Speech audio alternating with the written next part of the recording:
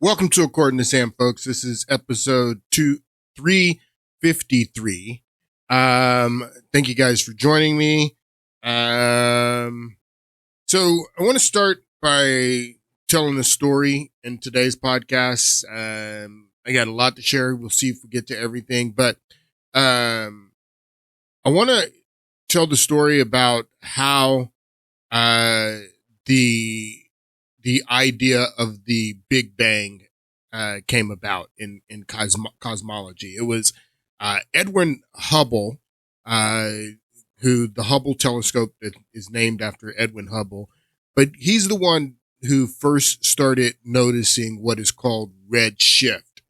And when Edwin Hubble noticed this red shift, which indicated that galaxies were moving away from us, that's what the red shift was. At a very rapid rate, these galaxies were moving away from us.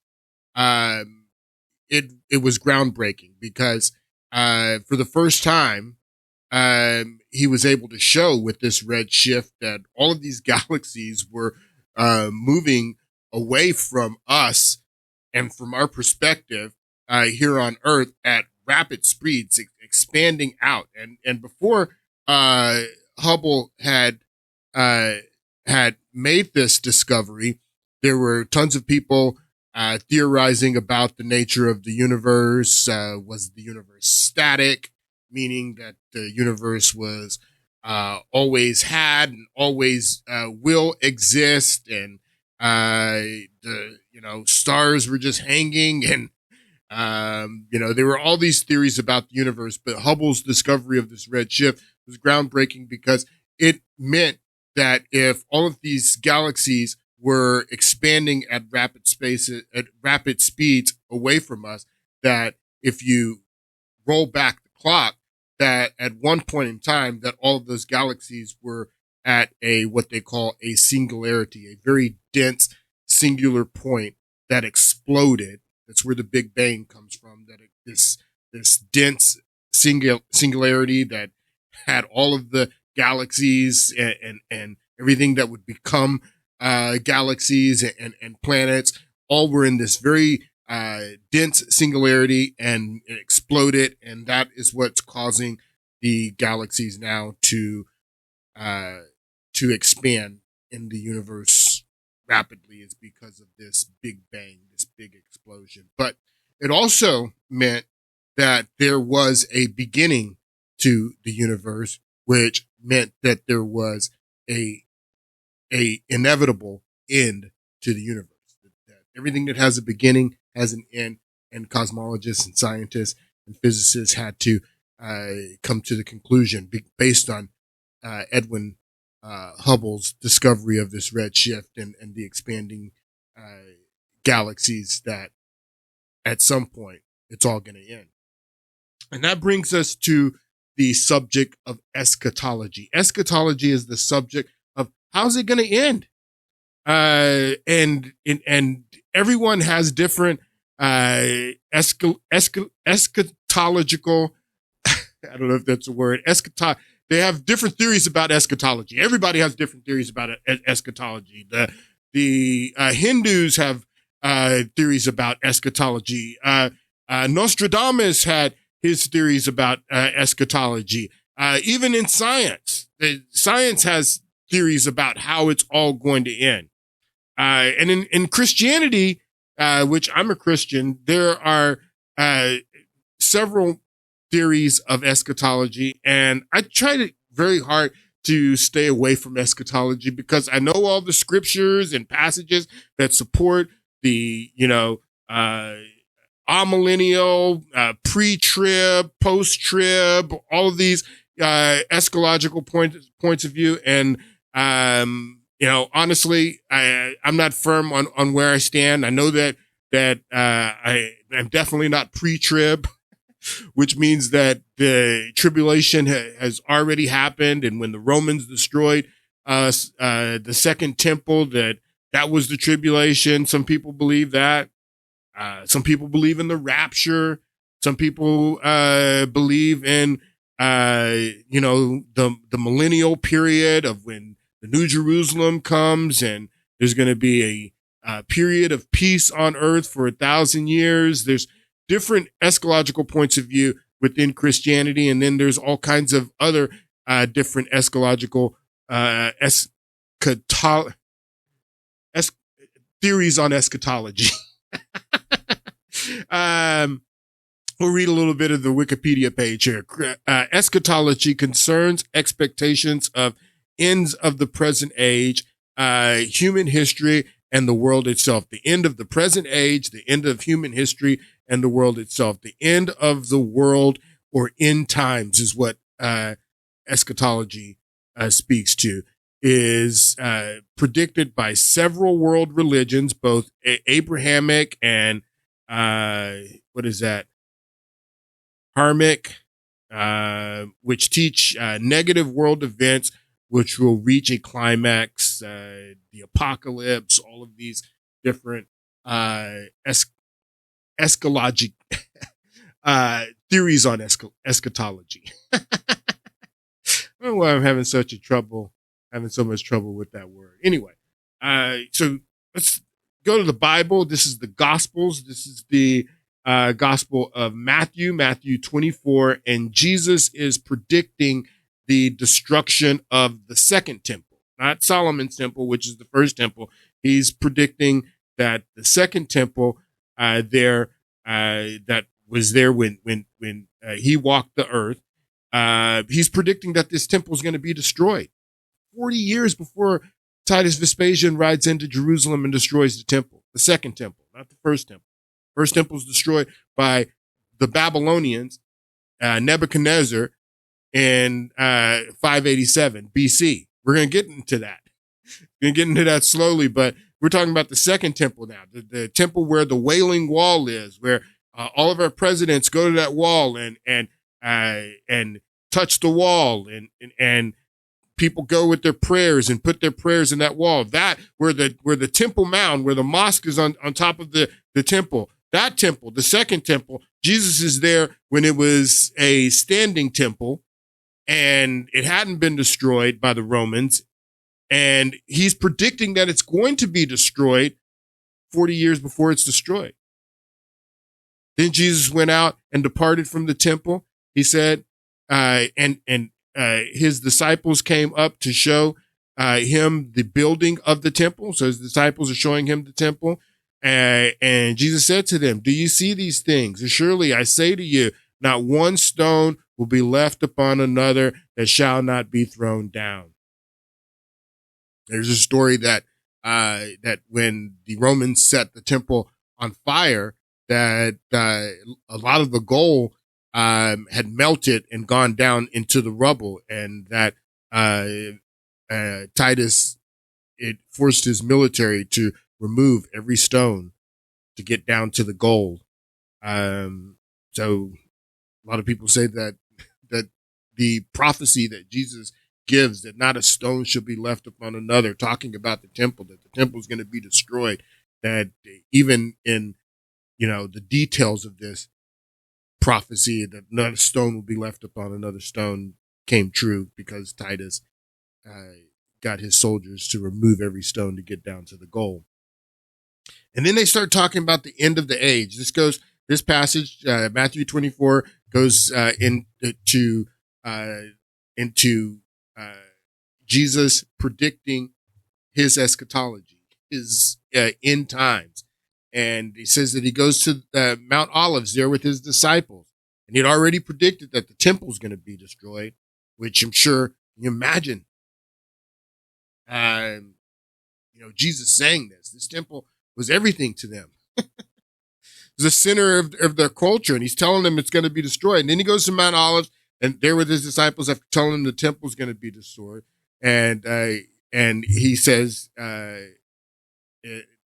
the disciples came to him privately saying, "Tell us, when will these things be? At what will be the sign of your coming and the end of the age? When is this going to happen?" And Jesus answered to them. He said, "Take heed that no one deceives you," is the very first thing that Jesus said. I just think we can just stop right there because I just think that is just so profound and hits you in the face that the very first thing they're asking him, when's the temple going to be destroyed? All these things you're talking about, all these things that you're talking about as far as the end of the age, the end of time, the end, all these things that you're talking about. When is this going to happen? And the very first thing he says is, take heed that no man deceives you. and he's basically telling him that there's going to be a lot of deceit going on about the end times, a lot of deceit going on about the end of the world, the end of the age, the end. There's going to be a lot of deceit going on. And the very first thing he says when they're asking him, how are we going to know about this end time, is that you need to beware that no one deceives you, because there's going to be people trying to deceive you. For many will come in my name saying, I am the Christ, and he will, and will deceive many. And you will hear of wars. You will hear of rumors of wars. That you should not be troubled, for all these things must come to pass, for the end is not yet. For nation will rise against nation, kingdom against kingdom, and there will be famines and pestilence and earthquakes in various places. All these things are the beginning of sorrows. This is why I'm not pre-trib right here. This right here is why I'm not pre-trib, because the trib's going to come. It's going to be the beginning of sorrows. It's going to be famines. I mean, we're in the beginning of it right now. But take heed that no man deceives you. Take heed that no man deceives you.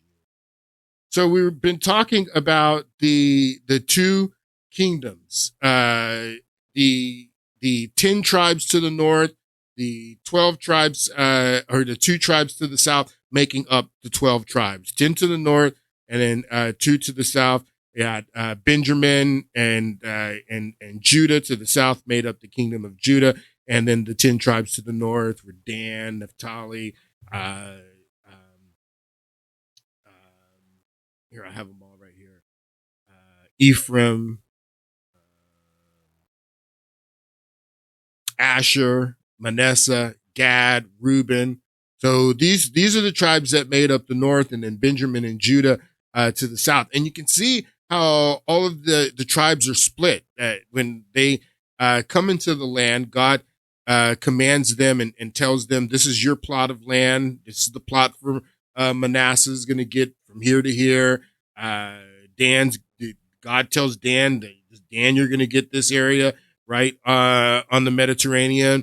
God tells Judah, you're going to get the area the most to the most southern area.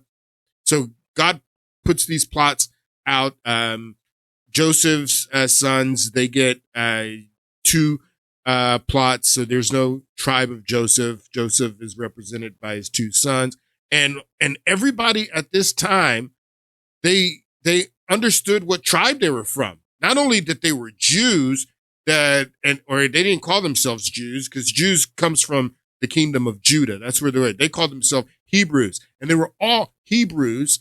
And not only were they Hebrews, they understood that they were all Hebrews, all part of the same nation, but they knew specifically what tribe of Hebrew that they were from. They understood that. Not only am I Hebrew, I'm from the tribe of Dan. And everybody from the tribe of Dan knew who was from the tribe of Dan. Tribe of Dan stayed with the tribe of Dan. Tribe of Judah stayed with the tribe of Judah. The tribe of Manasseh stayed with the tribe of Manasseh. And they all knew that they were part of that tribe. And that's what I was trying to explain to you. When the Assyrians come down and they start to scatter the diaspora, when, they scatter the 10 tribes to the north. And this is the beginning of the scattering of the diaspora in 7 BCE. Now, they also, when the Assyrians come down, they also storm the kingdom of Judah. They also invade the kingdom of Judah, but the king at that time was Hezekiah, and Hezekiah was able to fortify himself. You can see that it says right here, Sennacherib was the Assyrian king, described how the king trapped Hezekiah of Judah in Jerusalem like a caged bird, to later return later return to Syria when he received tribute from Hezekiah. So Hezekiah gave the king of Assyria tribute, and he fortified himself like a caged bird. And the Assyrians weren't able to destroy the temple like the Babylonians do during the Babylonian captivity and the Babylonian siege 100 years later. So most of the people that are scattered and in the beginning of the scattering of the diaspora during the Assyrian captivity and the Assyrian invasion are the tribes to the north. It's very important that you understand that all these tribes to the north, that they start to scatter and go all over the world. Not only into Assyria, they go far east, as far east as India. They go, up beyond the Caspian Sea into Russia.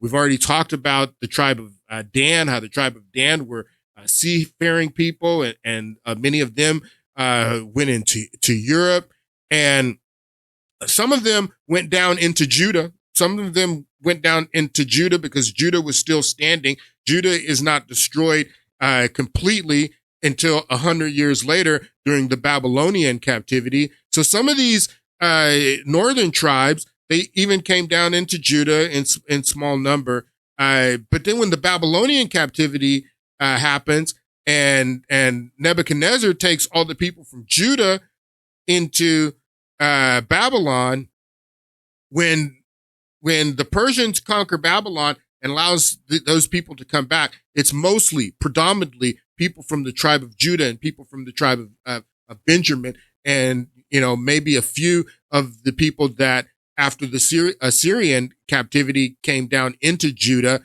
But by the time they came out of Babylon, they had no real concept of what their tribe was. They didn't even care about, their tribe.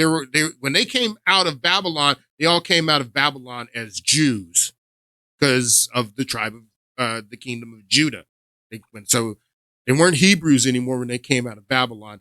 They were Jews when they came out of Babylon. The majority of them were of the tribe of Judah and Benjamin, but there were a few from other tribes that had migrated down into the kingdom of Judah before the Babylonian captivity. The point I'm making is that as the diaspora, the Assyrians start spreading the diaspora across the world, and then after the Babylonian captivity and the destruction of the temple 100 years later, that the Hebrew people started losing their association with their particular tribe and started to become all in, the same tribe, the Jewish tribe. They're Jews.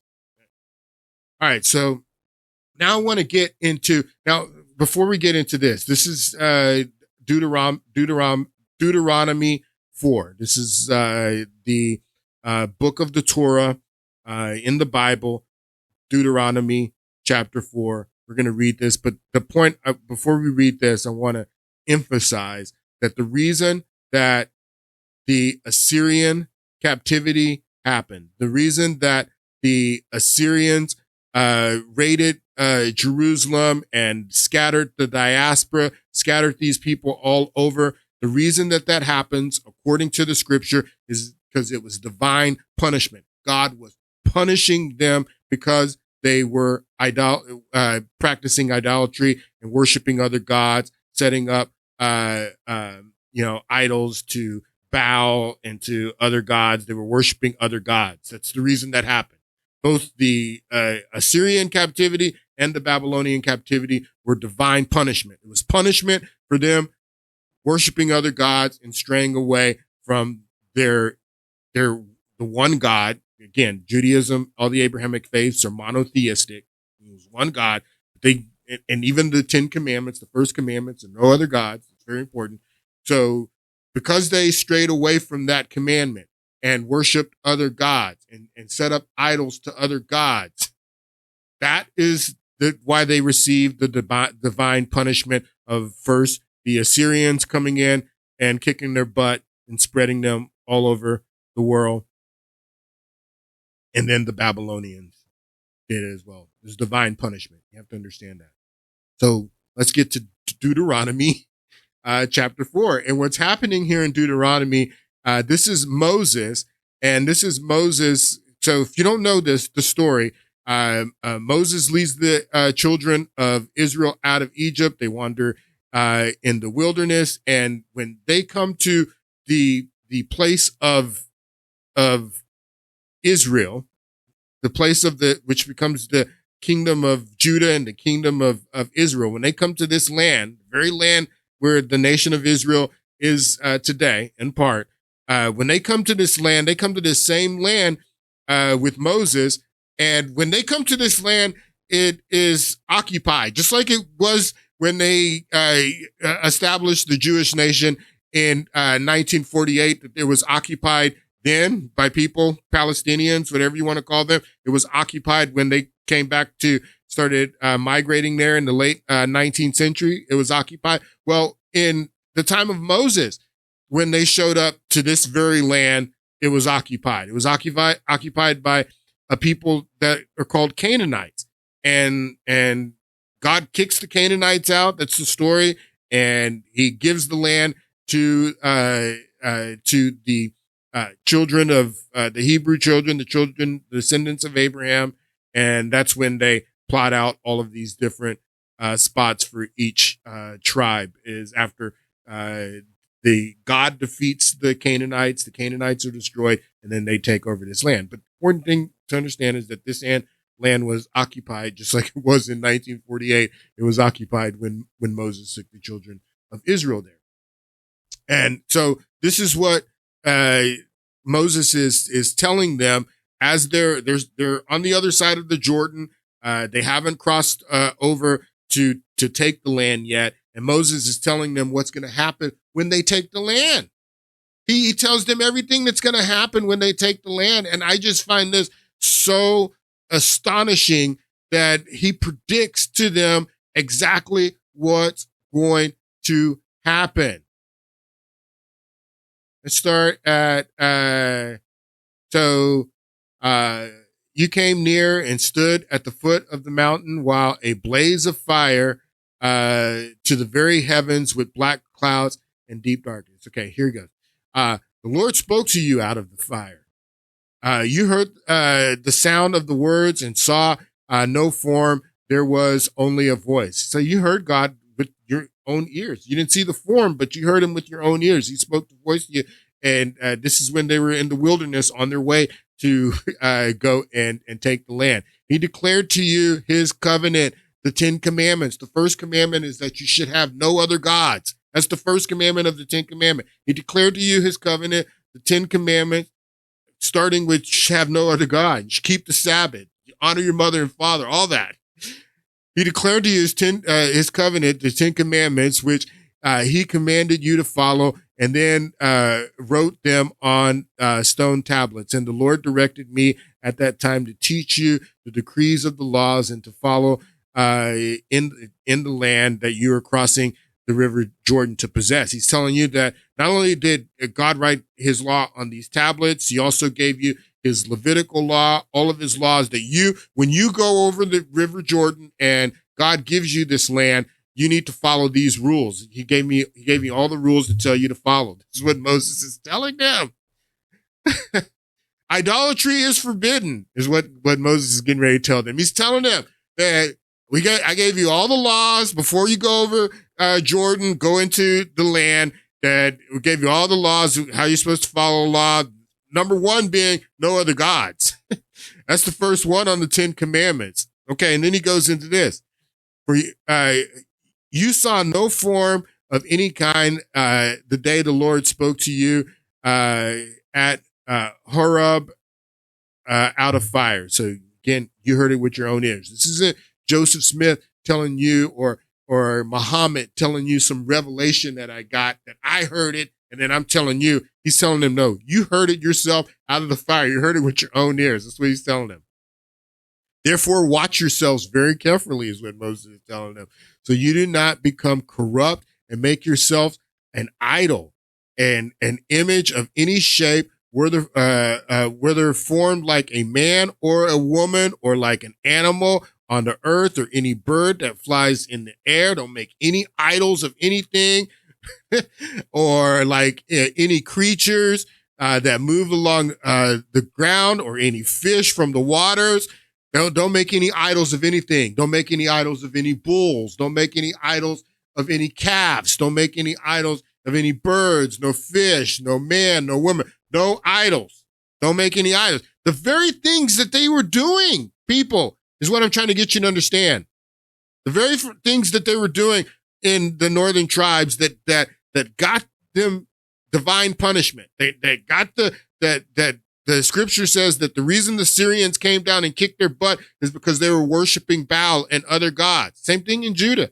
We haven't gotten to Judah that much yet, but that's why the Assyrian captivity happened and the diaspora was spread throughout the world at this time is because of them doing exactly what Moses is telling them not to do. When you go into the land, don't do this. And this is what they did. Exactly what they did. Don't make any idols of anything.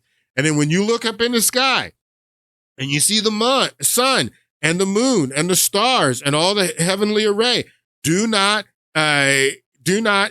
be enticed to bow down to them and worship the things that the Lord has appointed to all nations under the heavens. Don't worship the stars. Why is this important? Because that's all they knew at this time. Everyone around them was worshiping the stars. Everyone around them. The Hittites, the Canaanites, even the Egyptians where they had just come from. That's who they worshiped. They worship the stars. They worship idols. He's telling them, you don't do that. You don't do that. You have one God. You worship your one God, and he's the God that spoke to you out of the fire. But as for you, the Lord took you and brought you out of the iron smeltering furnace, out of Egypt, to be the people of his inheritance as you are. The Lord was, and then he says right here, this is Moses telling them, I'm not going to be able to go across the river with you. I'm not going into the promised land. And Moses, don't know the story, Moses ends up dying on the eastern side of the river, Jordan, and he doesn't go into the promised land with the people who he led out of Egypt. Joshua is the one who leads them into the promised land. But this is what Moses is saying here. The Lord was very angry with me because of you. And he solemnly swore that I would not cross the Jordan and enter the good land the Lord your God is giving you as your inheritance. I will die in the land. I will not cross the Jordan, but you are about to cross over and take possession of the land. What land? Land today, the land that they're in right now, west of the Jordan. This land. This is the land they're talking about. This is the land that Moses is telling you about. You're going to go in and possess the land. God's giving you the land. God's going to give you the victory over the Canaanites. You're going to get the land. Be careful. Do not forget the covenant that the Lord your God that he made with you. Be careful. Moses is telling him, when you go, I'm not going to go over with you, but when you go over, be careful. Don't forget the covenant. Do not make for yourself an idol of any form of anything that the God has forbidden you. Any of these things, a man, a bird, a fish, the stars, none of that. Don't make an idol. He's telling them.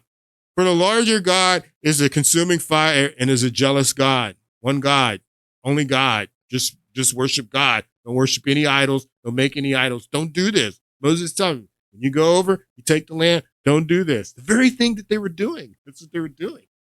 This is what they were doing years later when they forget and they start worshiping idol gods and worshiping Baal and worshiping other idols. And this is why they just received divine punishment, first by the Assyrians and then by the Babylonians, because they do this exact thing that Moses tells them not to do. After you have had children and grandchildren and have lived in the land a long time, you then become corrupt and make any kind of idol, doing evil in the eyes of the Lord your God and arousing his anger. This is why I'm telling you, people, this is why they had divine punishment. Moses is telling them, this is what's going to happen. You're going to go over the River Jordan. You're going to take the land. Then you're going to start making idols after you've had children and grandchildren and lived there for a long time. You're going to start forgetting. Things are going to start getting good. You're going to have the milk. You're going to have the honey. You're going to be living off the fat of the land. Everything's going to be good. And then you're going to start worshiping other gods. Then you're going to set up idols to other gods. And then you're going to arouse the anger of the Lord. And what's going to happen? God's, because of his anger, you're going to receive divine punishment. You're going to receive the Assyrians. You're going to receive the Babylonians. This is what he's saying. I call the heavens and the earth as witnesses against you this day that you will, okay, so let me just explain. So he's telling them exactly what they're going to do. Moses is telling them, when you go into the land, this is exactly what you're going to do.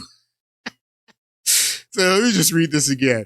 After you have had children and grandchildren that have lived in the land for a long time, if you then become corrupt and make any kind of idol, doing evil in the eyes of the Lord your God and arousing his anger, I call the heavens and the earth as witnesses against you this day that you will quickly perish from the land that you are crossing the Jordan to possess. That you're going to perish from the land. You're going to go from the land. That Moses is telling them, when you start worshiping after you have children, grandchildren, you're living off the fat of the land, you're in the good times, you're going to start worshiping other gods, and then you're going to perish from the land. That's what happens. That's what happens first with the Assyrians. When the Assyrian captivity and Assyrian siege happens, they spread the diaspora. All the tribes are spread. They go everywhere. They go all over at that point. And that's what Moses tells them that's going to happen. You will perish from the land because you set up other gods and start worshiping other gods. You will not live there long, but will certainly be destroyed. You will perish from the land. You will not live there long, but will certainly be destroyed. The Lord will scatter you among the peoples, and only a few of you will survive among the nations to which the Lord will drive you. That the Lord is going to do this. You're going to go into the land. You're going to forget about God. You're going to set up idols. And then God is the one that's going to scatter you, is what Moses tells them. God is the one who's doing this. This is the divine punishment for them worshiping other gods and setting up idols. The Assyrians come down and they scatter them, all the tribes, and then the Babylonians take them. This is Moses telling them, this is God doing this. This is your punishment because you set up idols and other gods. So God scatters you. So the Lord will scatter you among the peoples, and only a few of you will survive among the nations to which the Lord will drive you. There will be worship of man-made. He's saying, this is Moses telling them, there will be worship of man-made gods of wood and of stone, which cannot hear or eat or smell. But if from there you seek God, okay? So this is Moses telling them. So after you're scattered all over the world, and the diaspora is scattered, first by the Assyrians, then by the Babylonians, and then later by the Romans. It says, but after you get scattered around the world, and then you have a little taste of what the Gentiles are going to do to you in Syria, in Morocco, in all these, or not Syria, Spain, Morocco, what's going to happen to you in Germany, all these things that are going to happen to you once I scatter you, and then you go and you had a little taste of what's happened, and then you start to repent. This is what Moses is saying. Then you start to repent and say, we're sorry that we worship the other gods. We start to repent, and this is where Moses is getting to their repentance. But if from there you seek your Lord God, you will find him if you seek him with all of your heart and with all of your soul. Moses is prophesying and telling them exactly what's going to happen. You go in the land, you're going to worship other gods. God's going to scatter you. But once you're scattered to all these places, Germany, Morocco, Spain, India, Russia, once you're scattered to all these places, and then you have a change of heart, and you seek the one true God, and you will find him, and with all of your heart and your soul. And Moses says that when you are in distress and all these things have happened to you, then in the later days, you will return.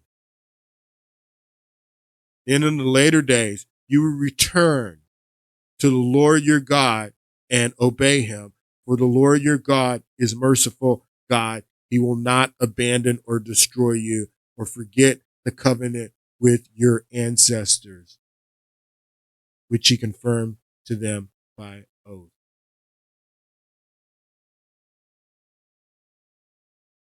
There's more here. How far am I? I didn't expect to read all of this. Moses tells them exactly what's going to happen. He tells them that you're going to be scattered. God is going to scatter you throughout the world because of your idolatry and worshiping other gods. But then you're going to go to these other parts of the world and you're going to be persecuted. You're going to be persecuted in Spain. You're going to be persecuted in Germany. You're going to be persecuted in Russia. And then you're going to have a change of mind, and God's going to be merciful. He's not going to forget his covenant, and then he's going to bring you back. We'll read a little bit of Jeremiah now. This is Jeremiah 31 and verse 6, and Jeremiah is prophesying. There will be a day when the watchmen cry out on the hills of Ephraim. Where's Ephraim? Ephraim, right here. Right above Dan. Tribe of Ephraim. There will be a day when the watchmen cry out on the hills of Ephraim, come, let us go up to Zion, to the Lord our God. This is what the Lord says. Jeremiah prophesying. This is what the Lord says. Sing with joy for Jacob. Jacob is Israel. Shout out for the foremost nations. Make your praise heard and say, Lord, save your people, the remnant of Israel. See, I will bring them from the land of the north and gather them from the ends of the earth. Among them will be the blind and the lame, expectant mothers, women in labor. A great throng will return. They will come with weeping. They will pray as I bring them back. I will lead them beside streams of water on a level path where they will not stumble, because I am Israel's father, and Ephraim is my firstborn son. So, really interesting stuff. I find this really interesting stuff. All right, so let's get back to where we were in the last podcast. In the last podcast, we played this clip of Dinesh D'Souza. This is a new movie that Dinesh D'Souza just put out, documentary. It's called The Dragon's Prophecy, and it's based on a book by a Messianic Jew. What's his name? His last name is Khan. I forget his first name. But the Dragon's Prophecy movie by Dinesh D'Souza is based on Khan's book. But it's all about eschatology.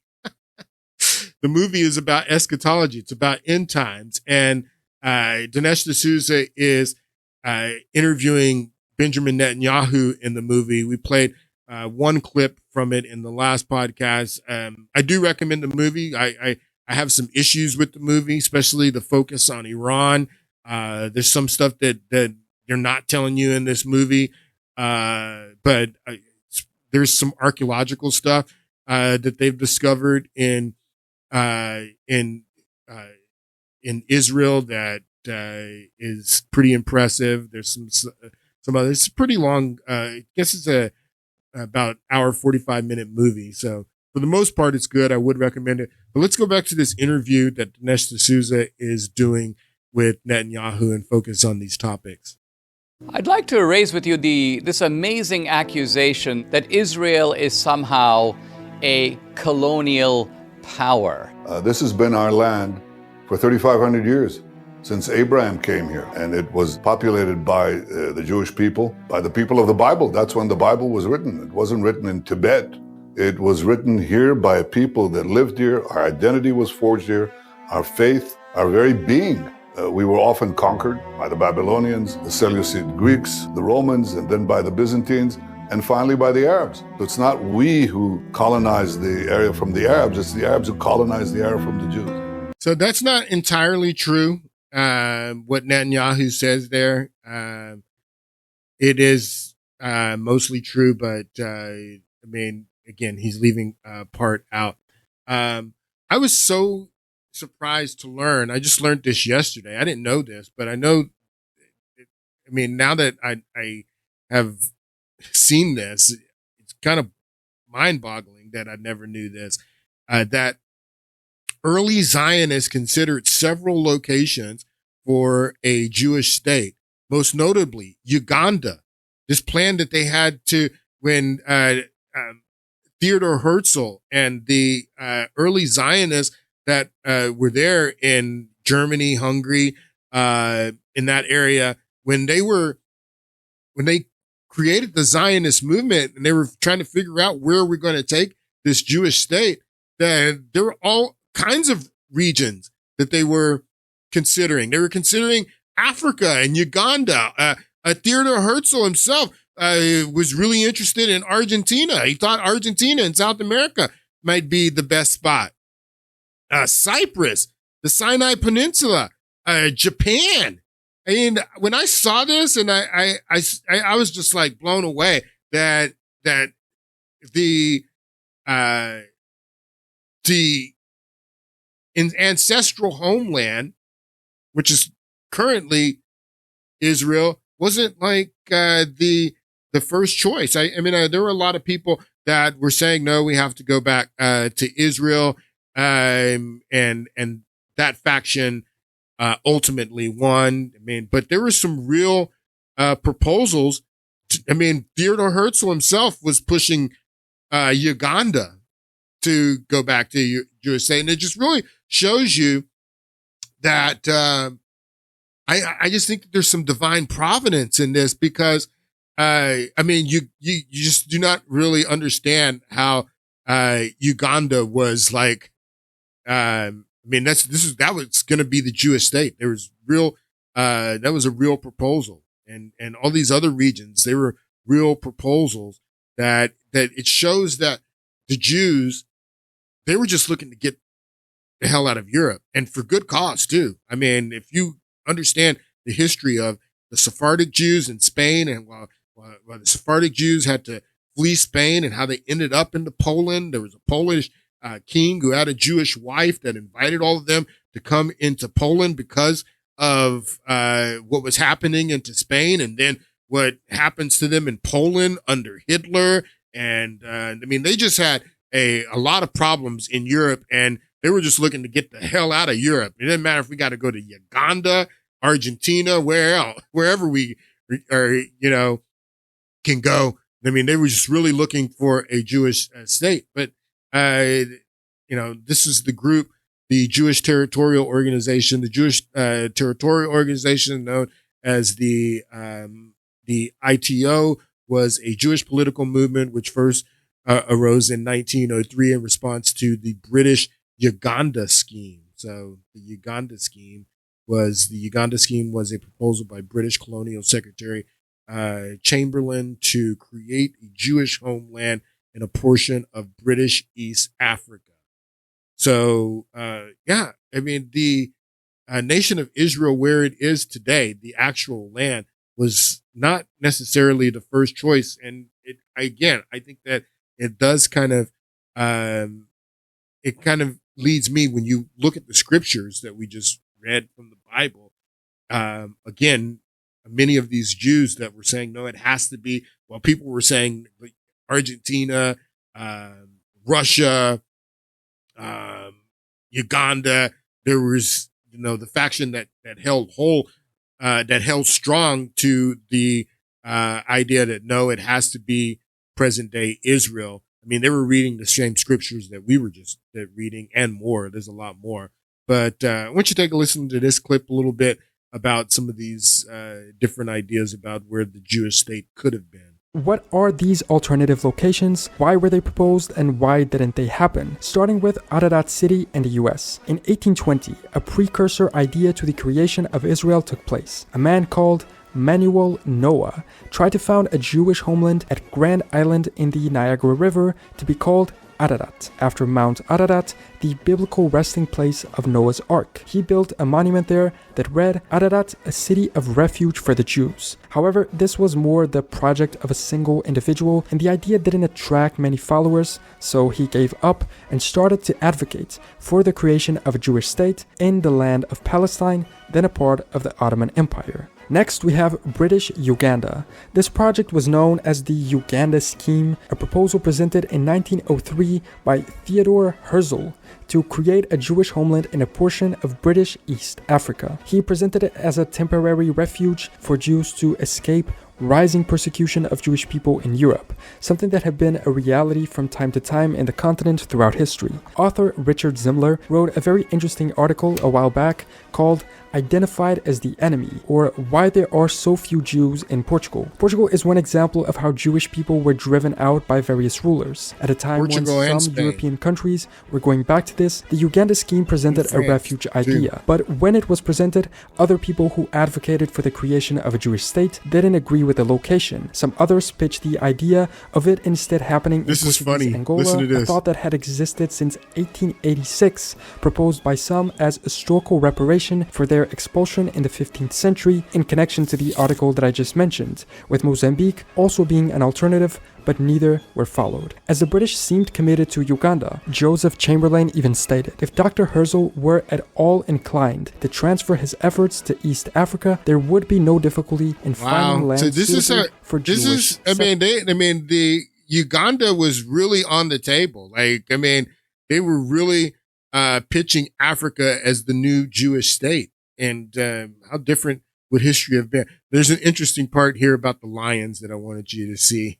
It's hilarious. Settlers. They ended up agreeing to establish it and even sent a delegation to prepare for the settling, but then realized the natives were against it. And the natives were against it. They realized, so they went to send a delegation to go scout out Uganda, and the natives were against it. Yeah, the natives were against it. The natives in the Turkish Empire were also against it. Jewish settlers. They ended up agreeing to establish it and even sent a delegation to prepare for the settling, but then realized the natives were against it. And apparently there were too many lions, making it dangerous. This sounds ridiculous, but it's actually listed as the main reason for the failure. It's listed as the main reason for the failure is because there was too many lions. It's listed that it's the main reason was that there was too many lions there. I thought that was hilarious. But so going back to Netanyahu and the question that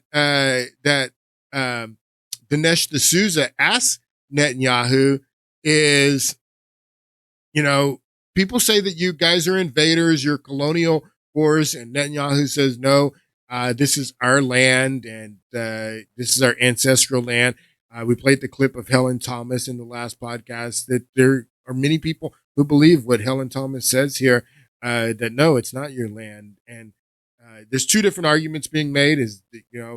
One is that no, you guys are invaders. It doesn't matter if this is your ancestral land. And another argument being made that you are not the descendants of Abraham. That the people, the Ashkenazi Jews that have migrated from Europe into the Holy Land, into present day Israel, that they're not Semitic at all. They don't descend from the tribes of Abraham, tribes of Israel. That these same people that were spread out are not the same people that are coming back from Europe. That's the other argument. But that's what Helen Thomas says here. Take a listen. Any comments on Israel? We're asking everybody today. Any comments on Israel? Tell them to get the hell out of Palestine. Ooh. Any better comments than that? Remember, these people are occupied, and it's their land. It's not German, it's not Poland. So where should they go? What should they do? They go home. Where's the home? Poland. So the Jews, Germany. The Jews go back to Poland and Germany. And America and everywhere else. So she ends up getting fired because that was so controversial. But there's so many people that believe that, and that's something that people need to have the discussion. People need to talk about that because that's a major issue and problem with the conflict that is going on in that region right now, and which has been going on for the past 70 years and beyond, that this is a major issue, that these people that are coming from Europe are not Semitic, that these people that are coming from Europe, that they don't have any right to the land because they are not descendants from the people that were there before the Assyrian captivity and Babylonian captivity, and even the destruction of the Second Temple, that these people that are coming back now from Europe are not the same people. St. John Philby, have a little bit of time. It's not even getting close to everything that I wanted to share with you guys in this podcast, but we'll pick it back up on Monday. But Jack Philby, St. John Philby, who is this guy? He was a British Arabist, advisor, explorer, and writer, and colonial intelligence officer. MI6 agent. That's who he was. He was an MI6 agent for the British, who served as an advisor to King Saud, the founder of Saudi Arabia. So Jack Philby was a MI6 officer working for the British Crown, and he befriended King Saud and even converted to Islam. And he was in charge of trying to work out a plan.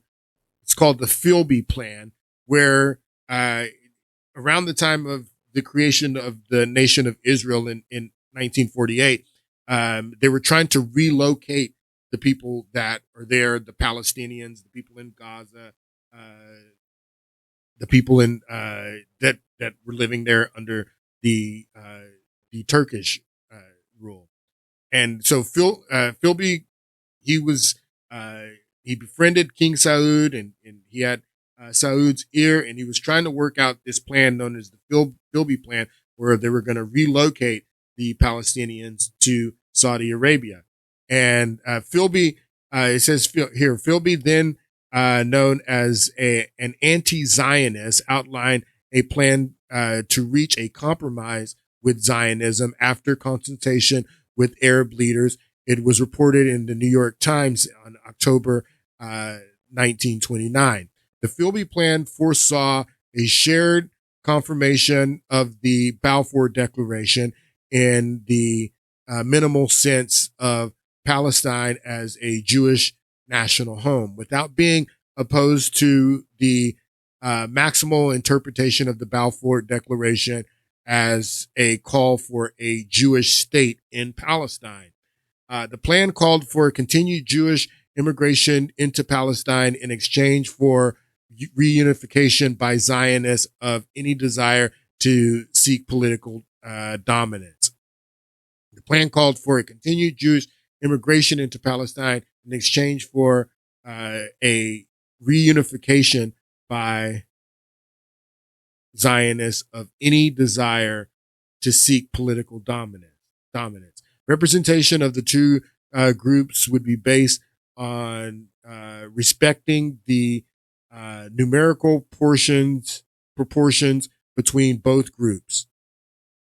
So again, this plan fails. Essentially, he was trying to negotiate a deal to move the Palestinians to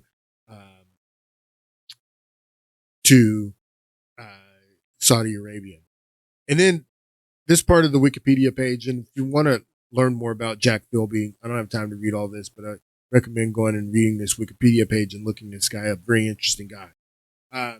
So it says, after Saud died, the king of Saudi Arabia, in 1953, Philby openly criticized the successor to King Saud by saying the royal family's morals were being picked up in the gutters of the West. He was exiled to Lebanon in 1955. There he wrote, this is what Philby wrote in, I think in his journal. He says, the true bias of Arabian hostility to Jewish immigration into Palestine is xenophobia. Basis.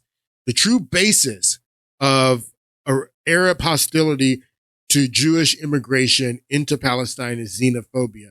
The instinctive perception that the vast majority of Central and Eastern European Jews seeking admission are not Semites at all, whether political repercussion, whatever the political repercussions of their settlement may be, their advent is regarded as a menace to the Semitic cultures of Arabia. The European Jew of today, with his secular outlook, is regarded as an unwelcome intruder within the gates of Arabia. So basically, what Philby is saying here is the same thing that you heard Helen Thomas say here, is that these people are intruders, that these people that are coming to Palestine are not Semitic, that they're not the descendants of Abraham that lived in this area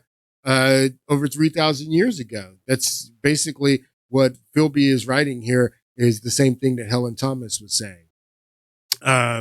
So back to the interview that Benjamin Netanyahu does with Dinesh D'Souza in his movie. I want you to listen to this part. In a recent exchange between Tucker Carlson and Senator Ted Cruz, Tucker Carlson said, "Are you saying that the Jews in Israel under Netanyahu are the descendants of the ancient Israelites who are described in the Bible?" Of course. There's no question about it. The Jews spread from this land to various parts of Europe, to the Middle East and elsewhere. But we never forgot this land. We said, next year in Jerusalem, next year in Jerusalem. My great-grandfather came here in the 19th century. Most of the Palestinians who are alive today came after him. So that's what our history has been. On the one hand, regaining our ancient ancestral homeland. On the other, developing a state that becomes a juggernaut of technology and development. We're Silicon Valley in the Middle East, a democratic society in the face of enormous attacks of countries that want to annihilate us every day. Who is Tucker Carlson defending here? These are people who chant, "Death to America." They're after you. They want to destroy Western civilization. They want to destroy everything that America stands for. So, and what is he making reference to with the Tucker Carlson comment? This is the interaction that angered a lot of people, and they started calling Tucker Carlson an anti-Semite because of this interaction with Ted Cruz. I don't know if you've seen it or not, but we'll take a look at it. Growing up in Sunday school, I was taught from the Bible, those who bless Israel will be blessed, and those who curse Israel will be cursed. And from my perspective, I want to be on the blessing side of things. Of those who bless the government of Israel? Those who bless Israel is what it says. It doesn't say the government of it, says the nation of Israel. So that's in the Bible. As a Christian, I believe that. Where is that? I can find it to you. I don't have the scripture off the tip of my. You pull out the phone and use the. It's in Genesis, but so you're quoting a Bible phrase. You don't have context for it. And you don't know where in the Bible it is, but that's like your theology. I'm confused. What does that even mean? Tucker, I'm a Christian. I want to know what you're talking about. Okay. Where does my support for Israel come from? Number one, because biblically we're commanded to support Israel. But number two, that's number one. No. That's number one. I think that's very important that he's saying that the number one reason, not because Israel is our ally or that Israel is a thriving democracy in the Middle East, one of the few, if any, others that Israel helps us with this or that. I just think that's interesting. His number one reason for saying that the reason that we support Israel is because of the Bible, is because of what it says in the Bible. It's just, wow. What does that even mean? Tucker, I'm a Christian. I want to know what you're talking about. Okay. Where does my support for Israel come from? Number one, because biblically we're commanded to support Israel. But number two, hold on. Wow. Hold on. You're a senator, and now you're throwing out theology, and I am a Christian, and I am allowed to weigh in on this. We are commanded as Christians to support the government of Israel? We are commanded to support Israel. And what does that mean, Israel? We're told those who bless Israel will be blessed. But hold on, define Israel. This is important. Are you kidding? This is a majority Christian country. Define Israel. Do you not know what Israel is? That would be the country you've asked like 49 questions about. So that's what Genesis, that's what God is talking about. What if they had been in Uganda, the way Theodore Herzl first wanted them? If it wasn't too many lions, they would have been in Uganda. So we have to support them in Uganda too. I mean, it's crazy. Bless Israel will be blessed. But hold on, define Israel. This is important. Are you kidding? This is a majority Christian country. Define Israel? Do you not know what Israel is? That would be the country you've asked like 49 questions about. So that's what Genesis, that's what God is talking about. The nation of Israel, yes. So is that the current borders, the current leadership? He's talking about the political entity called Israel? He's talking about the nation of Israel. Yeah, nations exist, and he's discussing a nation. A nation was the people of Israel. Is the nation They're the God's descendants of referring Abraham. to in Genesis, is that the same as the country run by Benjamin Netanyahu right now? Yes. So this is the interaction that Dinesh D'Souza is talking about with Benjamin Netanyahu here. And it is a very important question about who these people are. Are the people that are there in Israel right now? Are they the people that God is talking about in Jeremiah and in even what Moses says in Deuteronomy, that these are the people that I'm going to scatter, but I'm also going to bring them back? Are the people that have come back to that land, are they the descendants of the 12 tribes? Are they the descendants of the 12 tribes? Very important question. We're going to get back into this in the next podcast. Hope you guys have a great weekend, and I'll see you guys on Monday.